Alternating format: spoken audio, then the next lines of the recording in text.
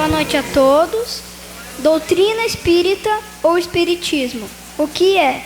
É o conjunto de princípios e leis relevados pelos espíritos superiores, contido nas obras de Allan Kardec, que constituem a codificação espírita, o livro dos espíritos, o livro dos médiuns, o Evangelho segundo o Espiritismo, o céu e o inferno e a Gênese. O Espiritismo é uma ciência que trata da natureza, de origem e destino dos espíritos, bem como de suas relações com o mundo corporal. O Espiritismo realiza o que Jesus disse do Consolador prometido, conhecimento das coisas, fazendo que os homens saibam de onde vem, para onde vai, e porque está na terra, atrai os verdadeiros princípios da lei de Deus, e consola pela fé e pela esperança.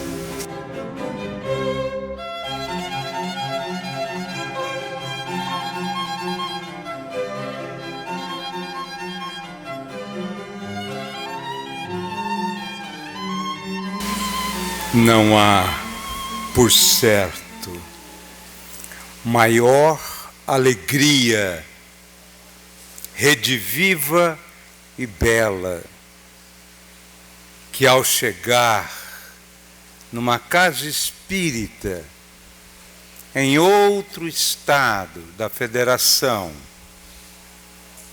nos sentirmos como se aqui estivéssemos há 50 anos.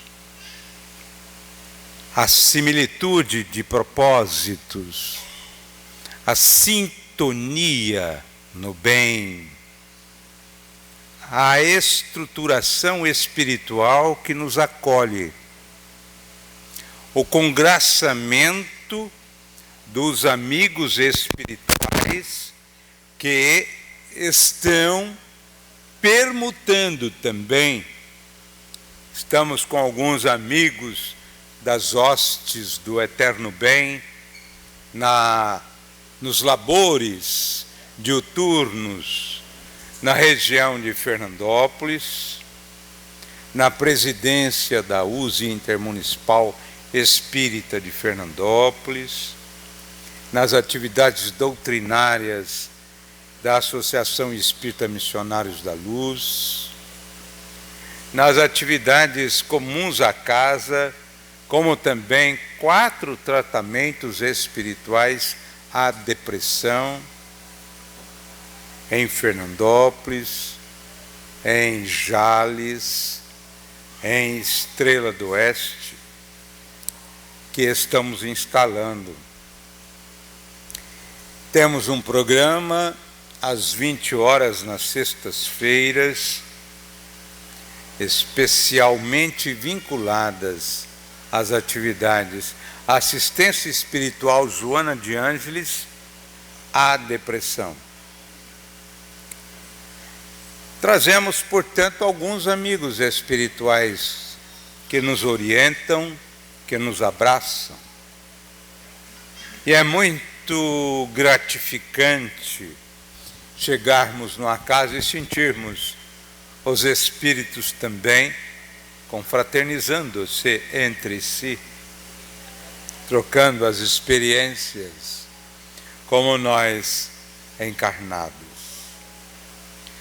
É uma alegria imensa sentir que o Cristo, nosso Senhor e Guia, no leme bendito de nossas vidas, trazendo-nos a certeza de que, agasalhados nesses postulados e vivenciando-os diuturnamente, talvez tenhamos condições de ter a permissão de continuarmos na leira do plano Terra, sabendo que, a partir de 18 de abril de 2010, numa narrativa memorável de Adolfo Bezerra de Menezes, norteia-nos que o mundo de regeneração foi instalado nessa data. E estamos agora, por um milênio, para mantermos-nos na Terra, desde que tenhamos a produção na perspectiva do bem em predomínio.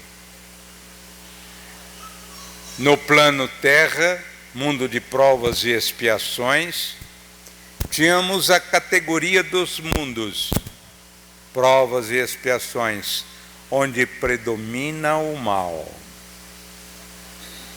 Para que nós possamos nos desenvolver de forma inadiável, é importantíssimo que possamos colocar na pauta do comportamento, na projeção intelectual, moral e espiritual, a transformação necessária para a redenção, a iluminação do homem, aproveitando esse período de interregno, de transição,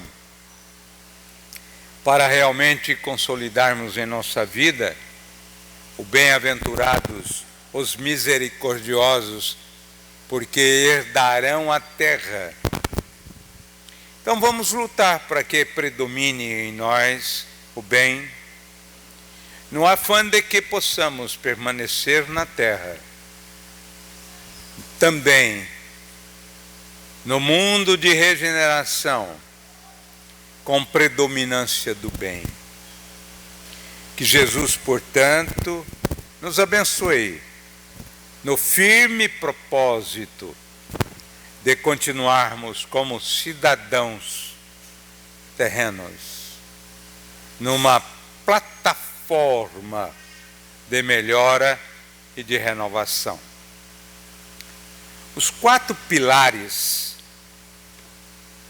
daquilo que seria a dignificação, a iluminação, a estruturação do homem na redenção de suas vidas, está consolidado em 4 nascimentos, em 4 roteiros, em 4 crianças, em 4 projeções, 3 reencarnatórias, 1 encarnatória. E é muito importante, ainda envolvidos no mês de outubro, lembrarmos esta data, 3 de outubro de 1804, como marco ao nascer Hippolyte Léon Denis Rivaio, a estruturar, codificar a doutrina espírita. Mas vamos parar, stop, vamos fazer uma retrospectiva, vamos fazer uma retrocognição no ontem, para saber que agora em outubro, quando se fala em nascimento de Hippolyte Léon Denis Rivaio, quando se fala em codificação da doutrina espírita para melhor compreender e vivenciar Jesus, é preciso dar um salto no tempo e analisar 4 pilares. É fato, sabemos que um dos pilares está destinado ao trabalho hercúleo de Allan Kardec. Mas é necessário buscar, no começo da era cristã, uma figura fantástica, que é a figura de 2 famílias israelitas.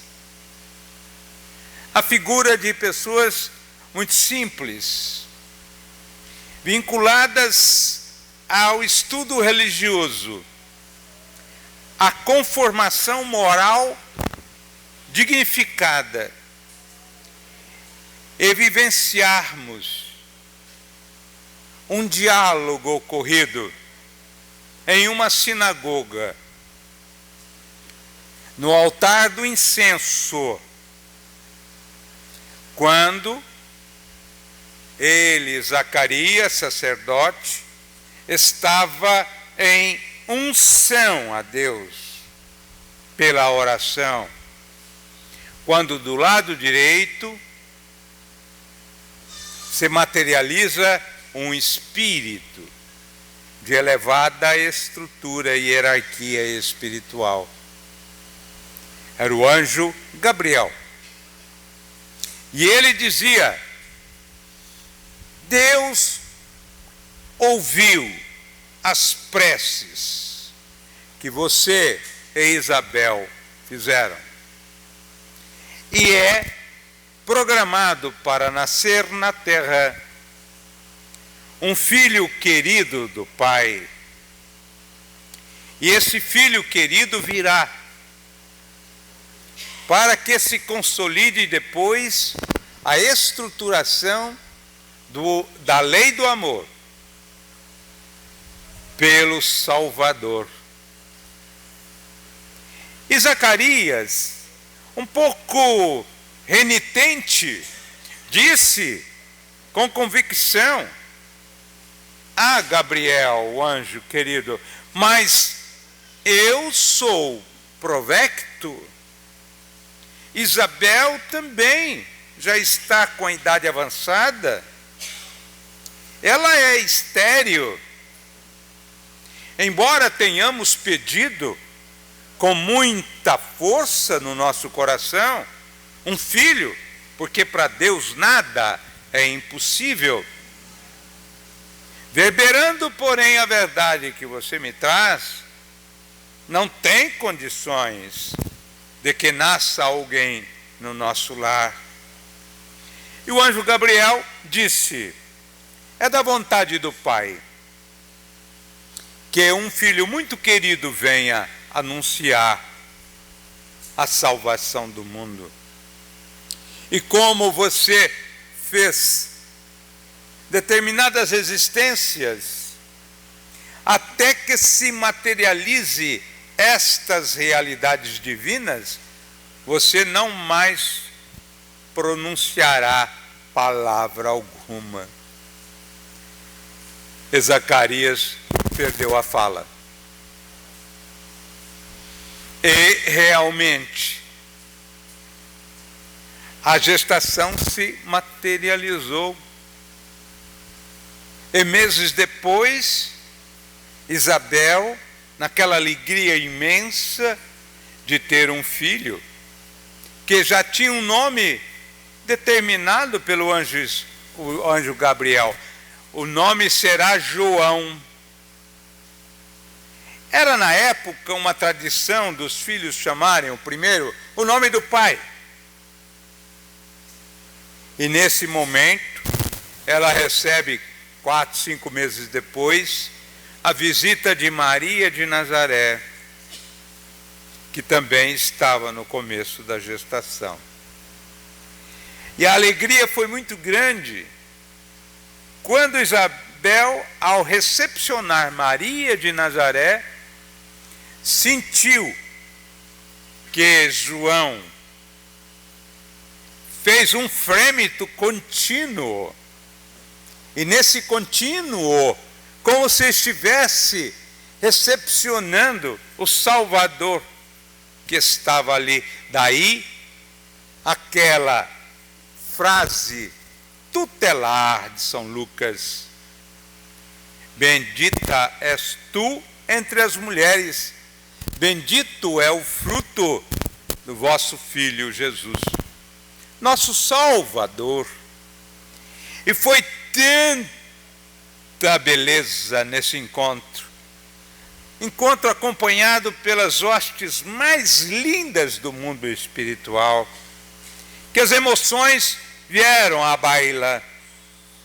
E ao terminar, Maria pede: Isabel, quando nascer João, faça uma fogueira no alto da montanha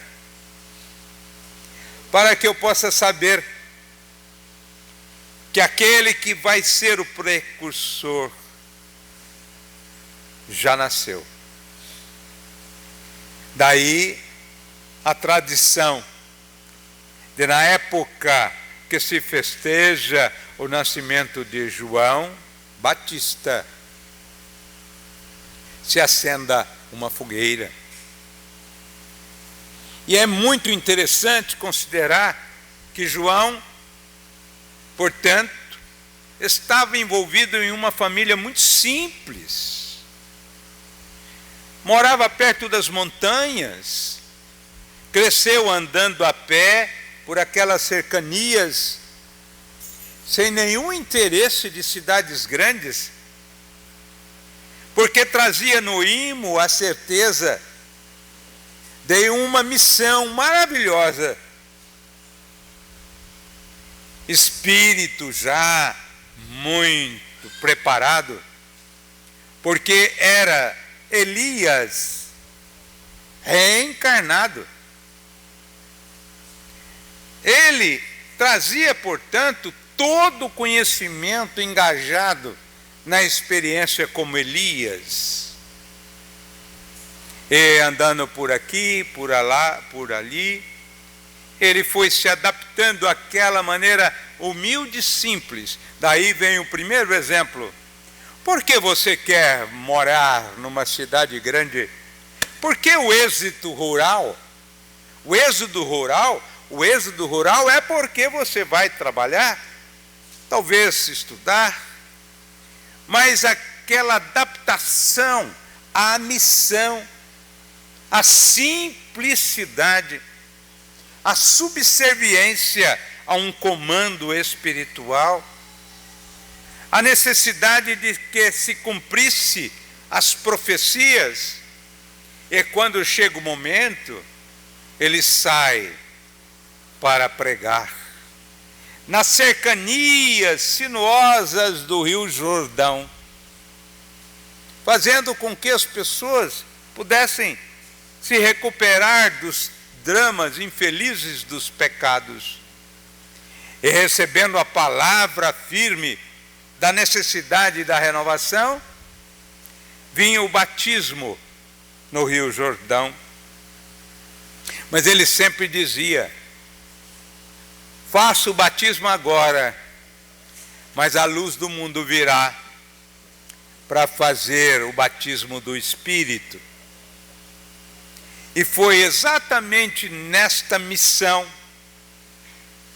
por muito carinho empregado, que as estruturas da lei do amor, trazida por Jesus, foi implementada na consciência daquele povo.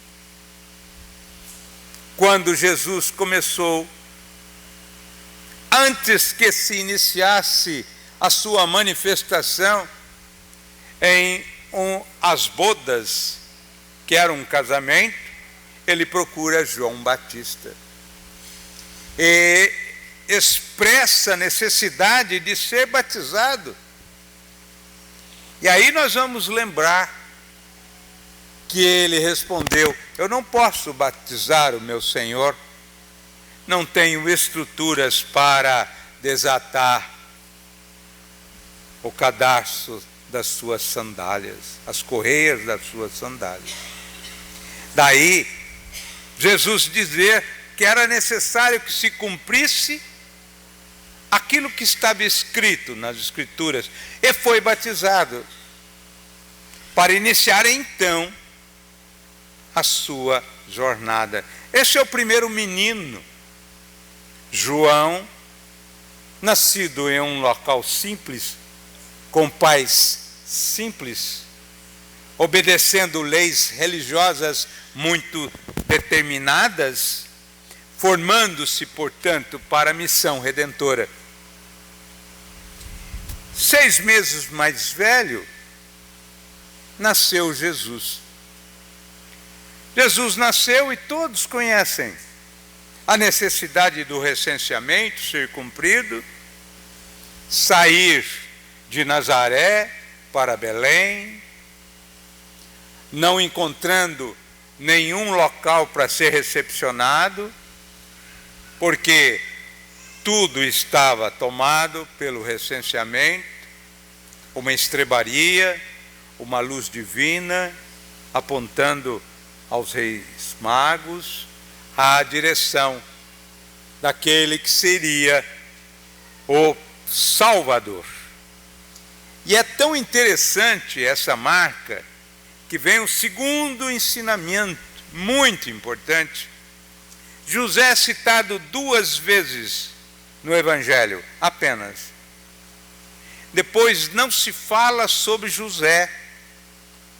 Mas é importante reflexionar que em determinado período, todo o acervo de luz que Jesus iria produzir e produziu, estava exatamente nas mãos de um homem simples, José, que trabalhava com a carpintaria,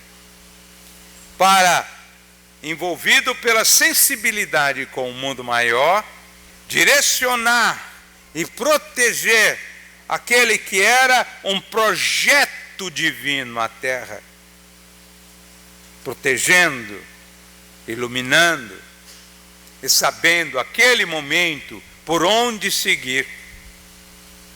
E é tão interessante que os reis magos, Melquior, Gaspar, Baltazar, representando 3 raças humanas, a branca, a amarela e a negra, estavam acompanhando uma estrela que dizia exatamente o local onde o Salvador iria nascer.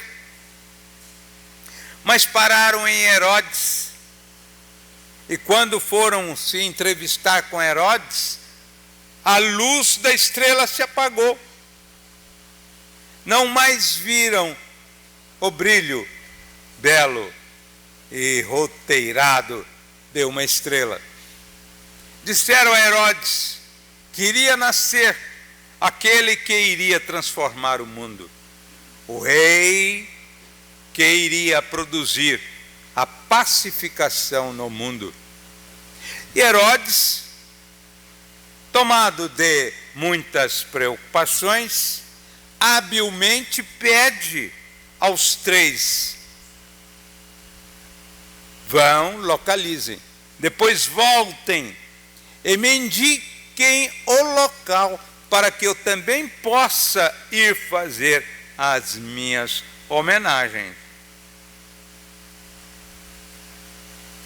A partir do momento que eles conversaram com Herodes, a estrela volta a reluzir e eles acompanham-na. E chega aquele momento em que o ouro, o incenso, veio como a representação, a mirra, a representação simbólica daqueles presentes que todos conhecem. Alertado pelo mundo espiritual, os reis magos não voltaram para Herodes, foram para suas casas. E quase 2 anos depois, Herodes percebeu que eles não haviam voltado e não voltariam. Foi quando ele determina que todas as crianças até 2 anos fossem ceifadas, que era o tempo razoável do nascimento de Jesus. E nós vamos ter, portanto, novamente José no patrocínio daquilo que seria o legado de luz à terra, tendo uma orientação espiritual de sair dali, de Belém, ir para o Egito. E após a desencarnação do tetrarca, é que ele se encaminha para a família, com a família para Nazaré. Jesus nasceu também em uma família simples. Trabalhou a carpintaria, emudeceu todo o seu potencial de conhecimento, mas ele ressurgiu belo, quando começou a frequentar as sinagogas. Aos 12 anos, ensinava aos doutores da lei. E certa feita, um deles disse a Jesus: aí fora tem alguém chamando por você, sua mãe, seus irmãos. E ele, para determinar a sua qualidade espiritual, diz: quem é minha mãe? Quem são meus irmãos? Minha mãe e meus irmãos são aqueles que fazem a vontade do Pai que está nos céus. Muitos consideram que isso seria um contraponto à lei de amor de Jesus. Não, não é um contraponto. Ele estava só anunciando que ele não era filho de mulher, ele era filho do homem, filho do Pai Celestial. Dos filhos de mulher, o mais evoluído o precedeu, que foi João, palavras de Jesus. Portanto, duas crianças. Um nunca foi criança, era Polo, é Polo, será Polo de luz, é o nosso condutor. Desde quando nós tivemos uma nebulosa sendo desprendida do Sol, ao esfriá-la, no silêncio dos milênios, ele produziu as belezas indescritíveis do nosso mundo. Joana de Ângeles diz que, na categoria dos mundos de provas e expiações, a Terra é um dos mais belos mundos, talhado esse mundo em todos os cantos e recantos, com a marca do escultor, do belo artífice que é Jesus. E é muito importante considerar outra lição.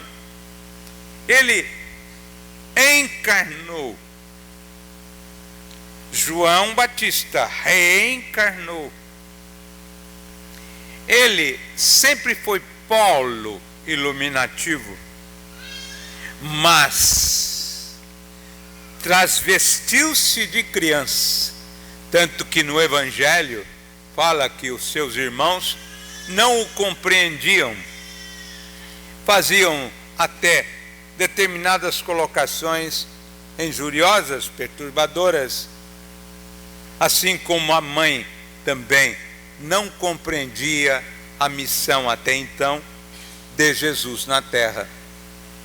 Transvestidos ali como crianças, na simplicidade, na humildade, na esteira da sua luz, sem qualquer manifestação de grandiosidade. E nós temos que buscar esse exemplo. Nós somos almas pequenas ou apequenadas. Temos ainda marcas muito sérias de vidas passadas. Se você fizer um estudo de história geral, você vai compreender que o homem de 1100, de 500, era um homem muito duro, muito rude.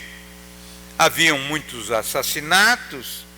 Algumas mulheres tocavam uma abertura do anel para colocar o veneno no vinho, para os desafetos irem saindo do caminho. Quem são essas pessoas? Somos nós. Nós vivemos nessa época. Nós não trazemos auréolas, nem grandiosidades conquistadas. Nós estamos ainda de permeio a receber lições fantásticas, adaptando-as à nossa estrutura evolutiva e fazendo uma catarse espiritual de acordo com as nossas limitações.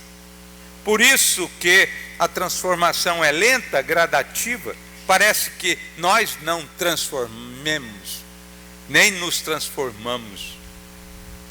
É interessante perguntar.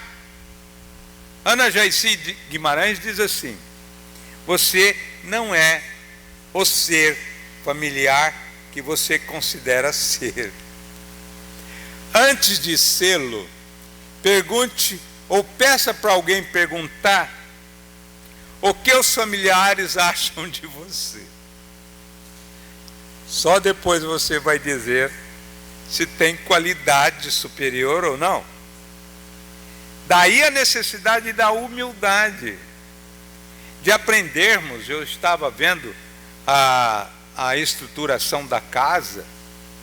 Um dos momentos mais importantes desta casa espírita não é o dia de hoje.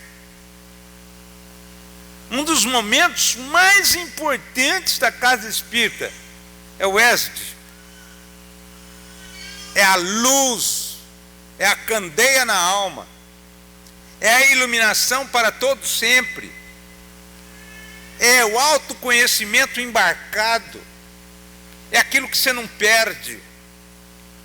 Para onde você vai, você tem luz do conhecimento. Quaisquer que sejam as agruras e as dificuldades, você olha como se estivesse no topo da montanha, vendo tudo aquilo muito pequeno, mas já sabendo para onde vai o caminho retificador dentro daquilo que seriam as provas e as expiações. Jesus trouxe esta rica estruturação do amor na terra e viveu momentos dificílimos para testemunhar este amor. Nós precisamos saber, em comparação à segunda estruturação, daquilo que seriam as colunas que sustentam, os pilares que sustentam a iluminação do homem, saber a hora do testemunho.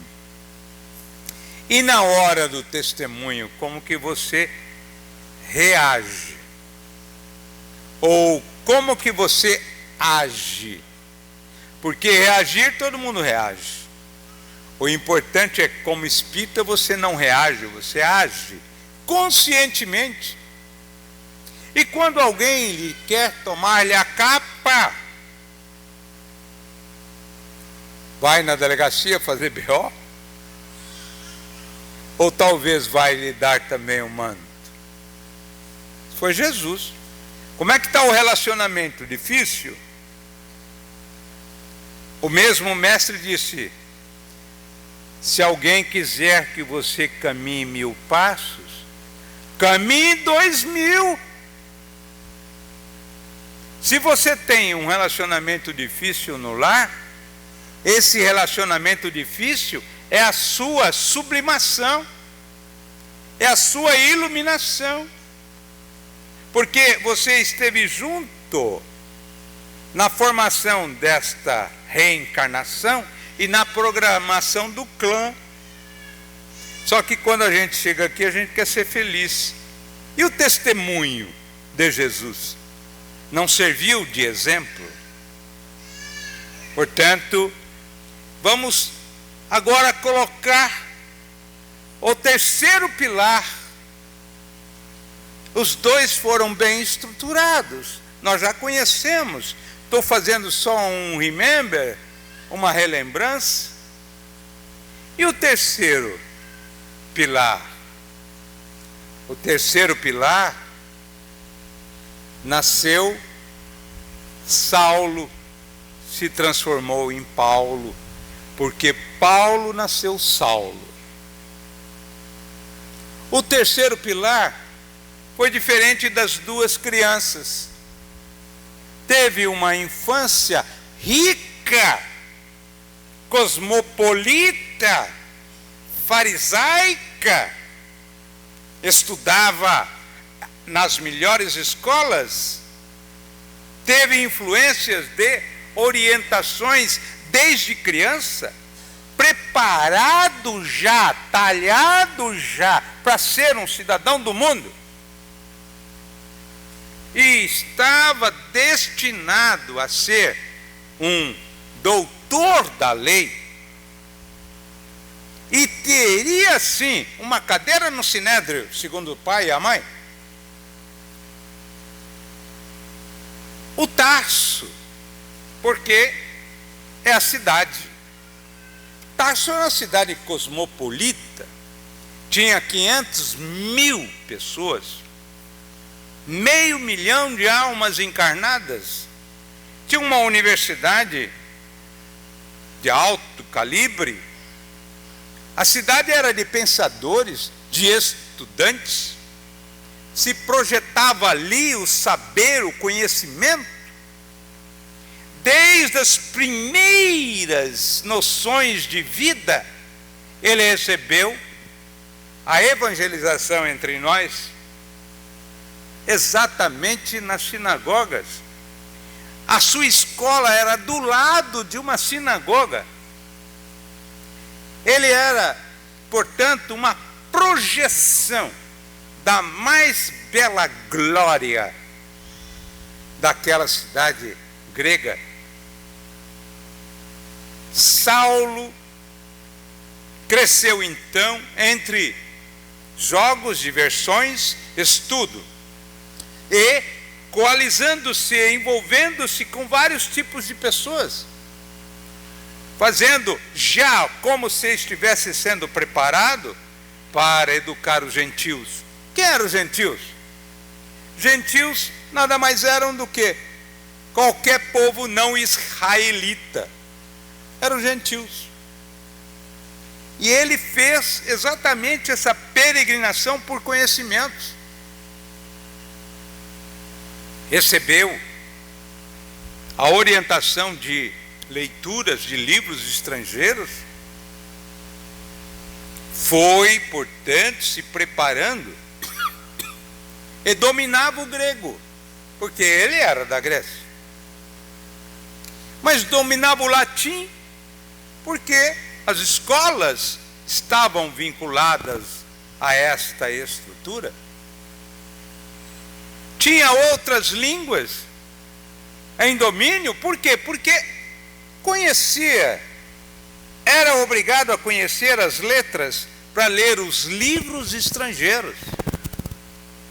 Quando completou 13 a 14 anos, a própria mãe preparou a roupa para que ele fosse agora viver em Jerusalém.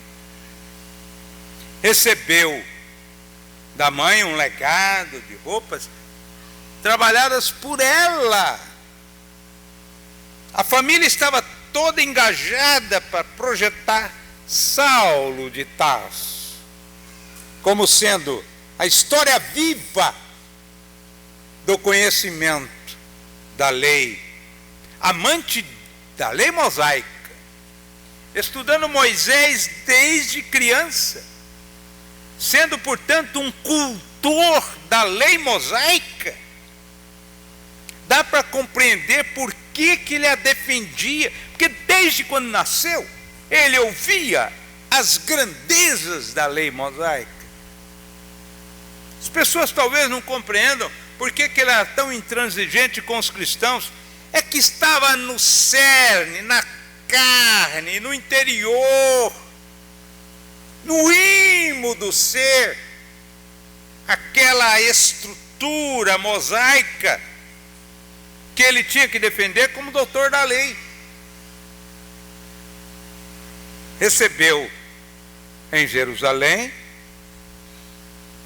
uma estrutura fantástica de conhecimento, através de Gamaliel, que era um rabino, um doutor da lei, que o fez estudar as mais complexas teorias do tempo antigo, para que ele pudesse conhecer todo o acervo do conhecimento humano.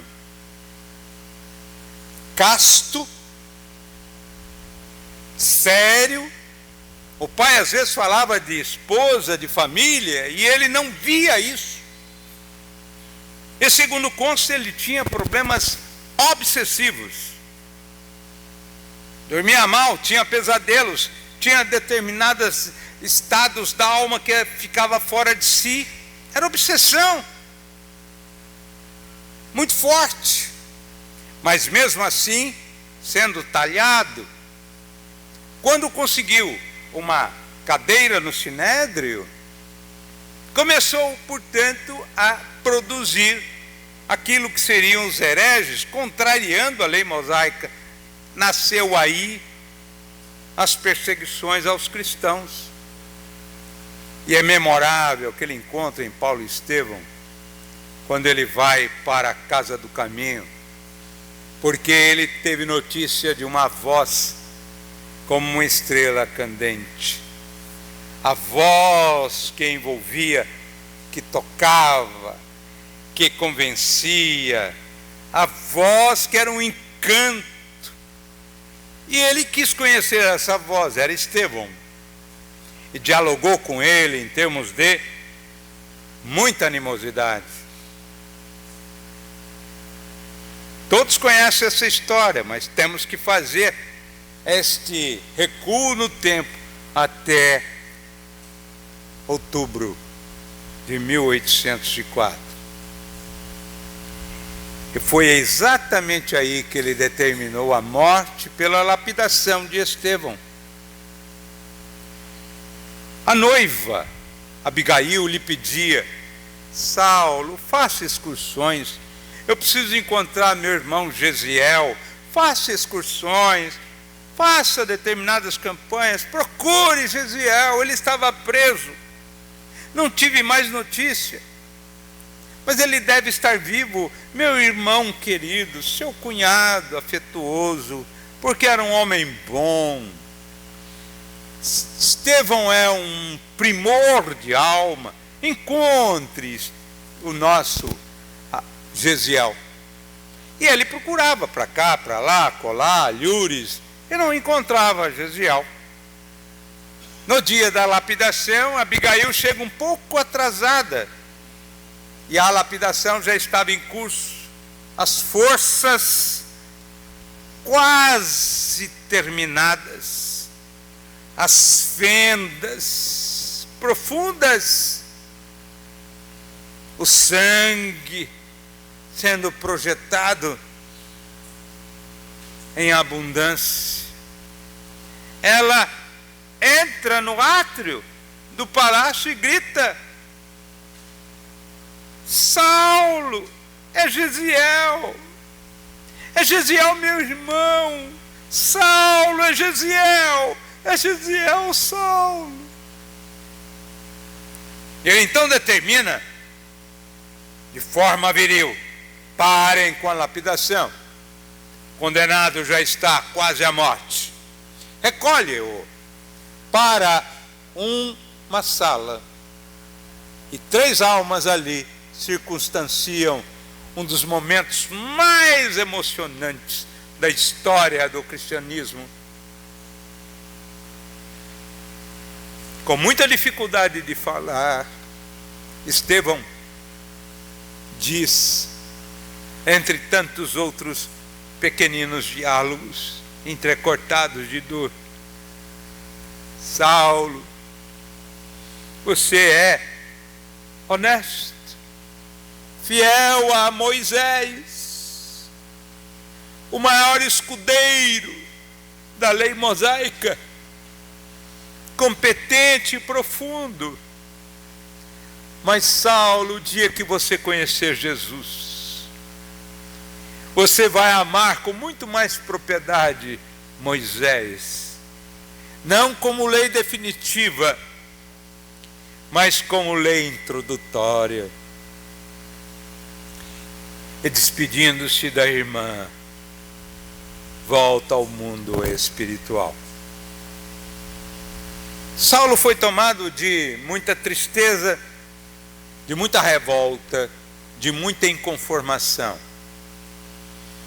E resolve então, resoluto, adiar o relacionamento afetivo e partir firme na defesa de Moisés.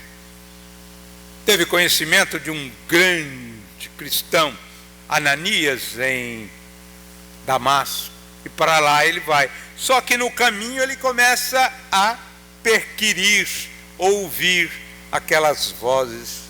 O debate com Estevão, a advertência de Estevão para conhecer Jesus, o encanto que era a descrição do mestre por Estevão,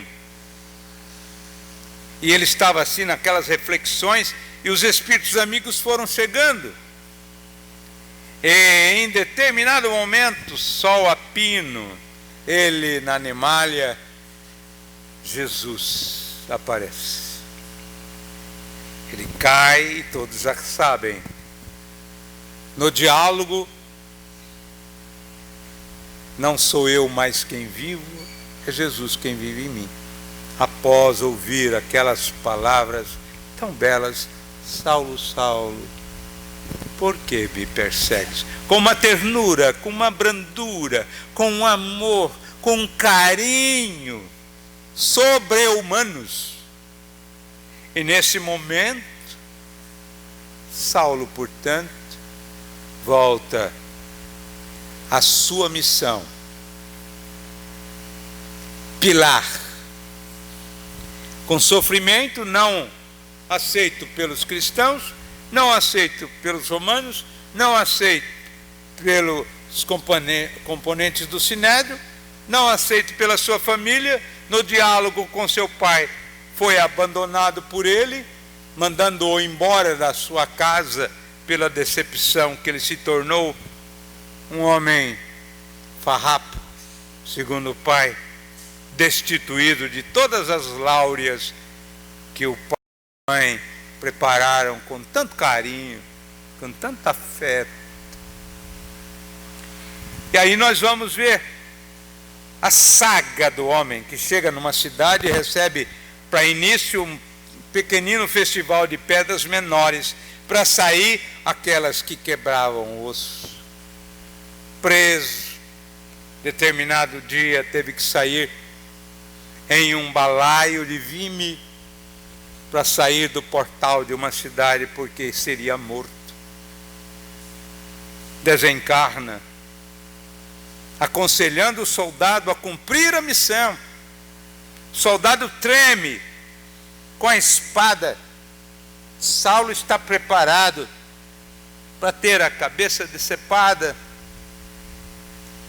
O soldado treme diante da luz, diante do amor, diante das vibrações de superior qualidade. E Saulo diz: cumpra o seu dever, porque você vai ser cobrado se não fazê-lo. Não se preocupe comigo, porque Saulo já morreu. Paulo agora vive fora do corpo. E vamos agora sim voltar na quarta pilastra, a estrutura de Kardec. E nesta, poucas palavras, porque todos conhecem, Allan Kardec é, com certeza, o consolidador final da iluminação do homem. A nossa homenagem a Allan Kardec seria frequentar o ESD. As obras estão ali perfiladas, as 5 obras que o menino relatou, além das complementares, para que você possa conhecer a beleza indescritível da doutrina.